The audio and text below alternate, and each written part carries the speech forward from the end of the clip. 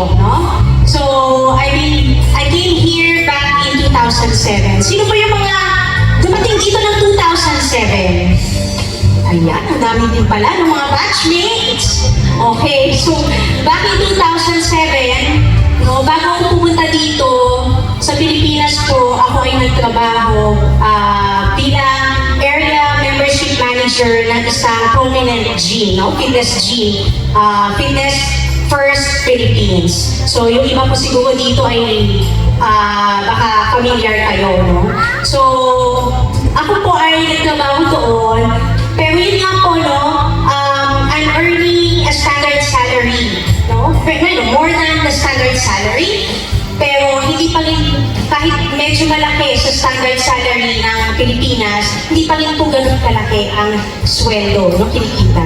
Okay? So, yun nga po, I was very lucky that I was invited by my aunt, no, dito sa Spain. At yun nga po, matagal na niya ako invite since college pa, pero yun nga, hindi pa rin talaga ako nag-push because I always half-hearted na pumunta ng abroad. Dahil alam ko, nakikita ko na sa mga balibalita how hard it is to be abroad and be away from the family. So yun po, no, pagdating ko po dito, okay, back in 2007, syempre galing ako sa Manila. Pagpunta ko, ang kita ko po ay sa Javia. Sino po nakakaalam sa Javia, sa may Alicante, no? Yun po ay area na medyo pueblo. Ang paligid po natin doon po bundok, saka po dagat, mga beaches, no? Maganda yung lugar. Pero talagang inatake ako ng depression. Kasi nga naman, no, from working in Manila, tapos pagdating ko dito sa abroad, iba. Tapos ako lang mag-isa sa bahay ng tita ko. So, sobrang lungkot, wala akong kilala mga Pilipino doon sa Javia. So, yun nga po, nung nakita ko na hindi ko kakayanin ng lungkot, I decided to go to Madrid. So yun po, it's a challenge for me. Kasi pumunta ako dito, actually sa Spain, na meron na po supposedly trabaho.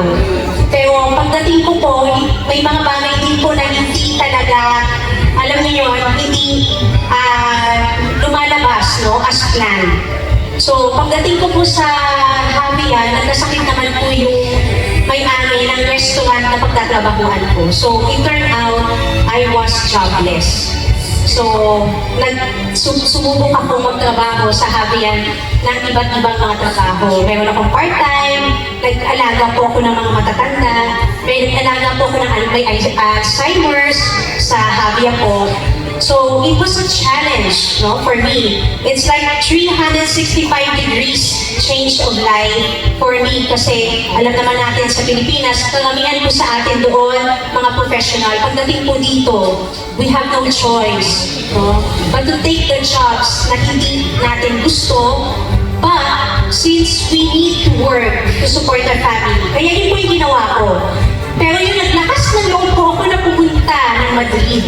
Kasi sabi ko, nandito na ako sa abroad, the opportunity is here.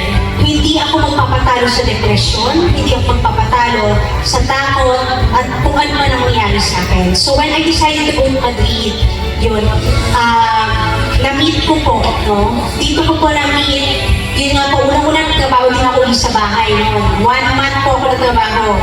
Okay, intern na naman. Pinakamahirap na experience po sa akin yon. So, I have no choice back then but to take the job. Pero, I'm telling you, it's part of the growth that I have kung meron ako ngayon. Yung na-experience ko po, na-experience ko mag-plancha, na-experience ko pong magluto, kasi sa Pilipinas po, hotel and restaurant management ako.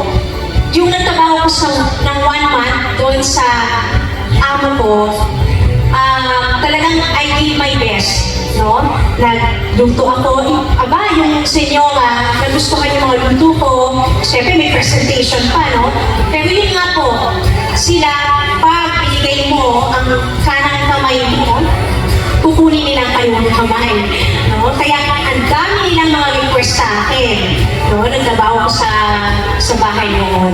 So, yun nga, 1 month lang ako because I saw another opportunity.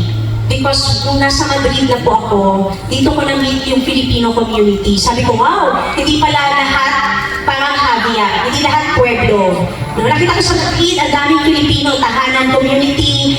Natuto din po ako dito na makasama sa iba't iba po na mga lahi. Kasama din po natin sa ibang levels, no, ng mga Filipinos.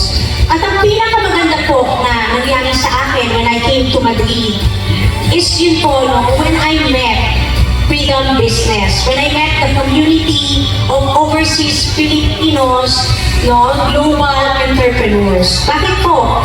Marami po tayong maraming grupo dito sa Madrid, sa iba-ibang lugar. Pero iba pa rin po yung community that would lead you, no, to your dreams. Iba yung community that will drive you, to motivate you, no, to your biggest why. Bakit ba tayo nagpunta dito? So when I came to Madrid, I met Sir Marlon. Sa one of the parties. Kaya nga, huwag din po kayong lagi lang nasa bahay. Mag-party-party para magkaroon ng connection. Because one night, when I was having a party, na I met Sir Marlon Latula. At doon po niya na-share sa akin ang Freedom Business. At ang kagandahan po nito, no, nagtiwala ako, no? Because once in your life, you really have to trust. No, hindi tayo laging puro takot. No, hindi tayo laging puro pangamba, puro pagdududa. Okay, so I met Freedom Business and he brought this community, no, to my knowledge. At hindi po ako nagsisi. 2010, no, tinuturo nila how you can, yung panahon pa rin OFW, tindig ka. Kasi lagi daw mga OFW, laging nakayuko. No, laging, si senyora. Tama po ba? So, tinumuan po tayo lahat na tumayo, no, matuto po na i-express ang sarili natin. And that, there and then, I decided also to invest. No, nag-invest po ako sa isang property. At yun naman po ang tutulong sa akin, no, na yun nga, pagdating ng panahon na hindi ko na kayang magtrabaho kasi tayo po hindi forever bata.